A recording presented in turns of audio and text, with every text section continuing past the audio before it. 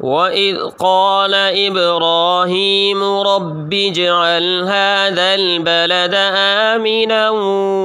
واجنبني وبني أن نعبد الأصنام رب إنهن أضللن كثيرا من الناس فمن تبعني فإنه مني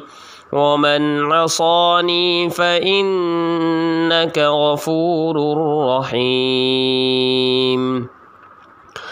ربنا إني أسكنت من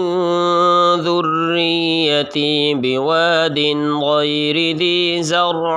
عند بيتك المحرم ربنا ليقيموا الصلاة فاجعل أفئدة من الناس تهوي إليهم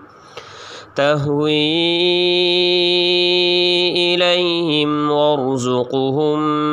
من الثمرات لعلهم يشكرون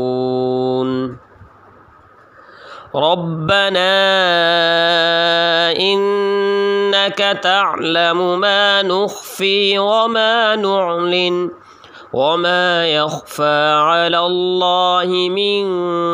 شيء في الأرض ولا في السماء الحمد لله الذي وهب لي على الكبر إسماعيل وإسحاق